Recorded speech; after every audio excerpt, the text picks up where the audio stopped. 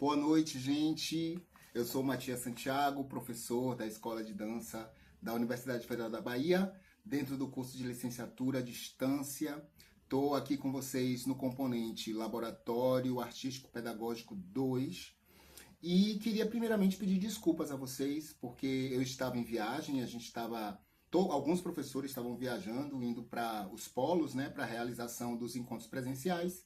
Eu já estava em Juazeiro e o hotel que eu estava hospedado teve um problema de conexão de internet. Eu só consegui chegar muito tarde para dar aula para vocês.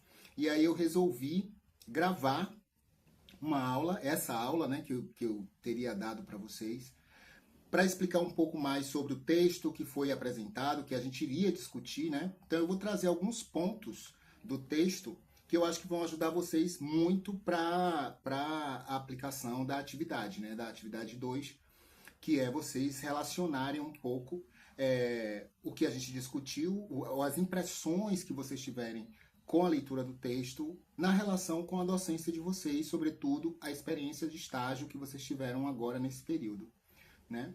Então, desculpas pedidas.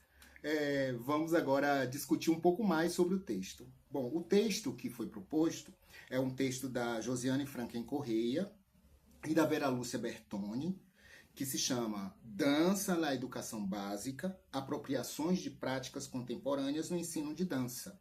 É de uma revista acadêmica que eu gosto muito, uma revista científica, que é a Revista Brasileira de Estudos da Presença, né? Que esse texto é de 2014, né? A edição de 2014, uma das edições de 2014. É um texto bem interessante, porque ele enfoca quais são as relações que nós podemos identificar entre o ensino da dança na educação básica e os pressupostos da criação em dança. E aí, quando ele vai tratar esses pressupostos da educação em dança, a dança que está sendo falada aí como uma ferramenta possível para a docência é o que nós chamamos de dança pós-moderna e ou contemporânea, né? E aí vocês vão identificar isso no texto, que dependendo da região, né, da localização onde se estabelece um estudo sobre essa dança, que quebra paradigmas, que começa a relacionar vários aspectos, vários contextos, né, tanto na produção quanto na estética, né? Nos Estados Unidos, mais para a América, isso é chamado de pós-modernidade. Na Europa, isso já é chamado mais de contemporaneidade. Dependendo do autor que estiver abordando esse tema, ele vai chamar isso de pós-modernidade ou de contemporaneidade. Nesse texto, ambos os conceitos eles têm o mesmo significado, tá? A mesma ideia. Então, por vezes, as autoras tratam de pós-modernidade, por vezes tratam de contemporaneidade, mas elas estão falando da mesma coisa, ok? Bom, vamos lá. O texto ele discute a partir de 3 referenciais. Ele apresenta 3 referenciais no resumo. Entre eles, nós temos o Hassan, né, de 1985. O Hassan foi um teórico literário e escritor americano, nascido no Egito e radicado nos Estados Unidos. E ele estuda a pós-modernidade, né? Então, ele estando nos Estados Unidos, ele trata desse conceito a partir do termo pós-modernidade, onde ele vai tratar de como isso se dá, tanto na relação da produção artística, né, e das quebras de paradigmas que a pós-modernidade traz em relação à modernidade. Então, é um teórico que discute muito essa relação da pós-modernidade. E aí as autoras bebem um pouco dessa referência. Outra referência importante é a Eliana Rodrigues Silva, né, que foi foi diretora, inclusive, da Escola de Dança da UFBA, é uma teórica nossa, né? Ela é uma crítica da dança, né? Ela se especializou em crítica e história da dança. Então, tem alguns aspectos que o texto traz na construção dessa pós-modernidade, de como é que a dança contemporânea ou as danças contemporâneas começaram a se configurar na década de 60 para cá. Então, as autoras também bebem muito dessa referência da Lia Rodrigues Silva. E a nossa querida Lenira Rengel, que é a nossa professora, coordenadora aqui também do departamento de dança. A Lenira Rengel, que é uma estudiosa da cognição, né? Ela dá ênfase aos processos cognitivos na pesquisa dela, e ela trabalha muito essa relação que vocês já discutiram muito, né? Os objetos de pesquisa da professora Lenira dentro do nosso curso, na relação do corpo-mente, de se pensar esse corpo como um sistema complexo, né? De acabar com essa divisão entre a mente e o corpo. Então, a professora Lenira também contribui muito para esse texto. Vamos lá. Mas qual é o objetivo? O objetivo dessa leitura que eu quero trazer para vocês. Eu quero que vocês consigam buscar, né, com essa leitura, é uma provocação. Né? A ideia da leitura é provocar ou incitar mudanças nas atitudes de vocês, na prática de ensino e de aprendizagem em dança de vocês, a partir de algumas características que são trazidas no texto a partir da pós-modernidade. Quais são esses dois pontos que eu acho que seria bom vocês se debruçarem, tanto na leitura quanto na reflexão depois da leitura? Um é o redimensionamento do conceito de corpo, que eu acabei de dizer agora, quando eu citei a professora Lenira Rengel, né? Como é que a gente consegue redimensionar esse conceito do corpo? Não somente, vocês sabem que o corpo ele tem conceitos a partir de cada área de conhecimento, e na dança, né, existe uma conceituação a partir da complexidade desse corpo, né? É um corpo, não só um corpo físico, mas é um corpo que transcende, é um corpo que se relaciona com o contexto, com o ambiente. Então, essas trocas entre o corpo e o ambiente são bastante importantes. Tem um pouco também da teoria corpo-mídia, da professora Helena Katz e da Christine Greiner, né? Que a gente também já viu nos cursos aqui, dentre alguns componentes de vocês, com certeza vocês se depararam com a teoria corpo-mídia. Então, pensar um pouco sobre esse redimensionamento do conceito de corpo. E o segundo aspecto que eu quero que vocês se debrucem no texto é a concepção de dança como processo criativo, coletivo e democrático. E o estreitamento entre as relações e abordagens artísticas escolares e as formas de arte que se desenvolvem fora da escola. Então, e aí é que entra a pós-modernidade e a contemporaneidade como uma ferramenta possível para que a gente consiga avançar dentro dos processos de ensino-aprendizagem dentro da escola, entendendo que a dança ela não vai ser apresentada para os seus alunos naquele momento da aula, da sala de aula, mas que já existe um referencial de dança nesses alunos, nesses estudantes. Eles já têm um background de experiências ligadas à dança e ao corpo, e é essa relação que é importante no momento que você propõe educação com dança, né? Então são esses dois aspectos que eu acho que vocês precisam ler com cuidado o texto, né? Muito sendo direcionado para esses dois pontos aqui que eu apresentei. Agora vamos à divisão do texto. O texto ele é dividido em duas partes assim bem específicas, né? A primeira parte ele apresenta um percurso histórico da pós-modernidade. E nesse sentido ele traz muito do Hassan, traz muito da professora Lia Rodrigues, onde ele conta esse processo, né? E aí vale ressaltar que esse processo que é contado no texto, ele vem de uma referência muito eurocêntrica, americana também, né? Então não traz muito a realidade do Brasil, de como é que se deu a pós-modernidade no Brasil, né? Então o referencial que se tem no texto é um referencial externo, né? Quando ele vai falar, sobretudo os artistas que são citados, são todos americanos, na sua grande maioria. Aí depois ele vai para a Europa e traz Xavier Leroy para trazer esses novos experimentos dentro da pós-modernidade, da contemporaneidade.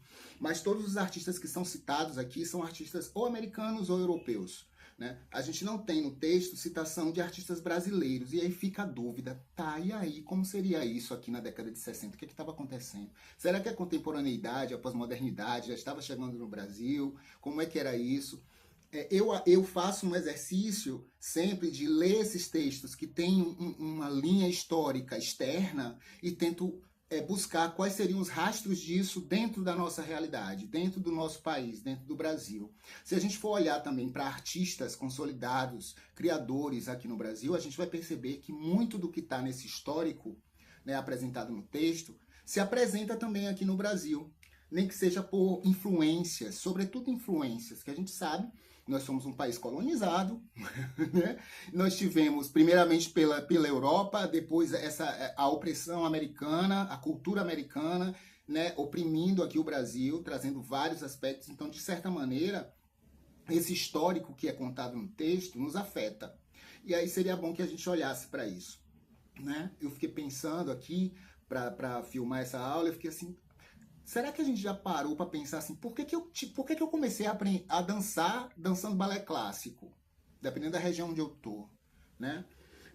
Ou então, por que o balé clássico eu só fui encontrar anos depois, porque a minha relação sempre foi com dança popular, com a cultura popular. Isso tem a ver com o contexto que a gente está inserido, isso tem a ver com a história do lugar onde a gente está, isso tem a ver com a nossa história também.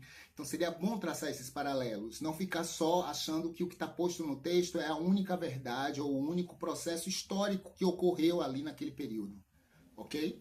Isso a gente viu muito em Estéticas e Poéticas da Dança, né? A gente discute muito isso em Estéticas e Poéticas da Dança, entendendo que há um imbricamento aí de históricos.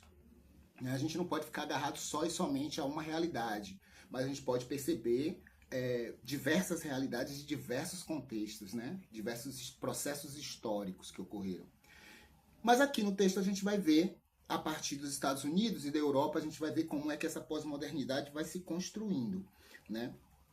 Então são apresentados para a gente, né, no texto, aspectos constitutivos da pós-modernidade. No intuito de que, conhecendo esses elementos constitutivos e contextualizando, que é isso que eu estou querendo que vocês façam a partir da nossa prática, a gente possa partir para um objetivo central do artigo, que é como é que estes aspectos da pós-modernidade podem colaborar para a nossa prática docente junto à educação básica. A ideia é essa. Esse texto eu estou querendo apresentar para vocês começarem a refletir sobre isso. Em que medida que nós, a partir da pós-modernidade, podemos ou tratamos, né, alguns aspectos da pós-modernidade na nossa prática docente. A ideia é essa, da gente pensar sobre isso.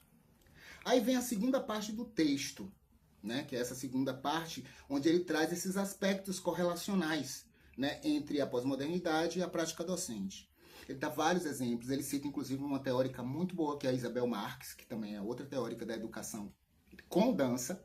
Ela traz alguns aspectos bem interessantes, eu até preparei um parágrafo aqui para trazer ela, quando ela explica o seguinte, a gente precisa ver que, para além do tipo de dança que se propõe em sala de aula, seja clássico, popular, afro, moderno, etc., o que se considera, a partir dessa contemporaneidade na escola, define-se por um conjunto de atitudes presentes no discurso e na prática artística da contemporaneidade a serem adotadas pelo professor e trabalhadas e vivenciadas com os estudantes, né?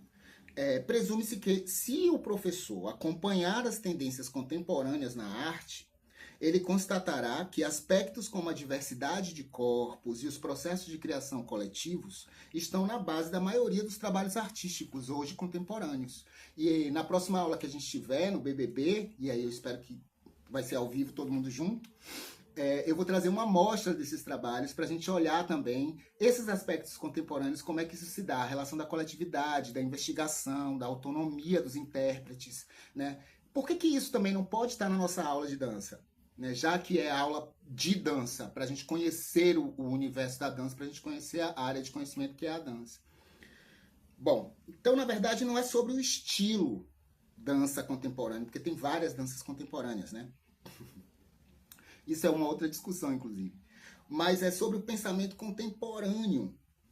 Esse pensamento sobre as nossas práticas artísticas e as nossas práticas pedagógicas, entendendo que artístico e pedagógico também estão imbricados, né, o tempo inteiro. Bom, outro ponto importante no texto, né, abordado no texto, é a nossa postura, a nossa atitude enquanto professor, docente, que por vezes, por conta de uma formação tradicional, né, ela se apresenta indo de encontro com o que a contemporaneidade se propõe na relação da educação com dança. E aí vem as frases, né, as perguntinhas que a Isabel Marques traz, assim, que as autoras apresentam, né, a discussão que a Isabel Marques faz. Tem algumas perguntas que são, algumas frases que são meio que tradicionais no ambiente da escola, da educação em dança. Por exemplo, quem não conseguir executar determinado movimento não vai participar das apresentações artísticas do grupo. Isso aí é, né, ponto pacífico. Sempre rola isso, sempre rolou, pelo menos comigo já rolou, né? Não na minha prática docente, mas com alguns professores dos quais eu tive. Então, assim, às vezes a prática na escola, ela meio que naturaliza algumas atitudes e a gente precisa estar atento a essas atitudes. Outra perguntinha, quem dançar melhor, como é isso, quem dançar melhor, né? Quem dançar melhor ocupará lugar de destaque na frente dos demais componentes do grupo. Então, essas perguntinhas que o texto traz, ele aponta que essas atitudes precisam ser revistas com urgência, né? Lógico, pois levam à exclusão dos indivíduos de um processo artístico, né? Autônomo, né? À medida que mexem com a possibilidade e a capacidade criadora dos sujeitos, né? Então, existe um processo aí de opressão que a gente precisa estar atento, né?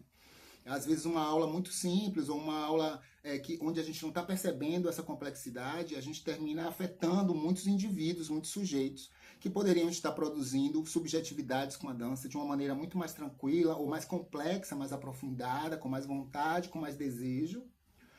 Mas por alguma frase, por alguma atitude, isso termina meio que cortando esse processo.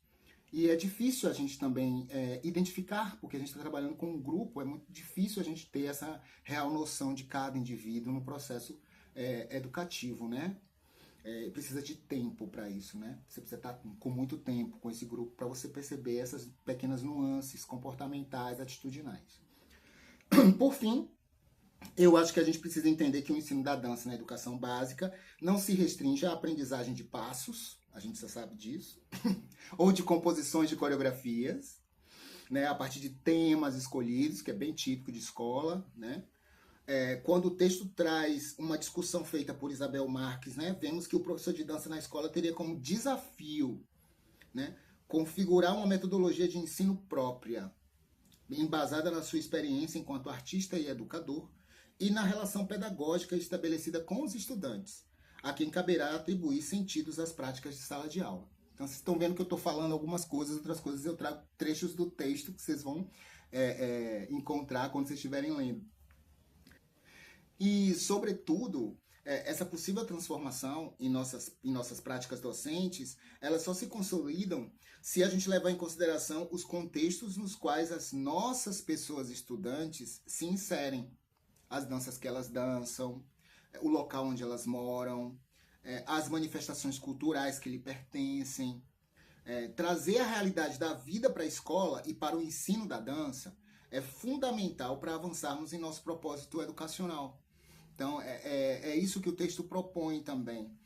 Que quando a gente for pensar em planejar as nossas aulas, ou a gente pensar nos planos, os conteúdos programáticos, os objetos de aprendizagem, todos esses elementos eles precisam estar, de alguma maneira, ou linkados, ou promovendo essa possível relação com a dança que já é feita, com a dança que já é produzida por esses estudantes, ou com os referenciais de dança que esse sujeito tem, com certeza. Né? Quando ele chega na sala de aula, ele chega carregado disso, né? Ele tem uma bagagem, ele já tem uma história dentro desse processo. Só dele estar ali, né, disposto a estar com você, às vezes ele nem está disposto, né? Também tem isso. Mas a gente entender como é que essas relações podem ser, fortalecem o nosso processo pedagógico e artístico. Quando a gente começa a alinhar as realidades desses estudantes com a proposição pedagógica e artística que a gente está trazendo. Pronto. Diante dessa discussão, eu acho que fica fácil, né, realizar a atividade 2, proposta no Moodle. Né? Eu sugiro que você assista novamente esse vídeo aqui. E na medida que cada aspecto for apresentado, que eu for falando, né, no vídeo, você vai escrevendo as suas impressões, e eu acho que isso vai ajudar na construção da escrita que é proposta, né, na atividade. Espero que eu tenha trazido alguns elementos importantes para a leitura desse texto. Qualquer dúvida, por favor, entre em contato comigo. a Tânia, tem o meu WhatsApp, a gente vai conversando. Espero que todo mundo faça a atividade 2 e a gente se encontra na próxima semana, né, para fazer essa mostra de trabalhos que eu quero trazer para vocês, para a gente olhar essas obras e entender em que medida que a investigação, a colaboração, a autonomia, que são traços da pós-modernidade que hoje estão em quase todos os processos criativos, artísticos e pedagógicos também, né? Como é que isso se identifica em cada uma dessas obras que eu vou trazer. É isso, gente. Muito obrigado. Peço desculpas de novo por não ter tido esse encontro, né? Por conta dessas questões técnicas, mas é isso. A gente vai se ver na próxima semana. Beijo.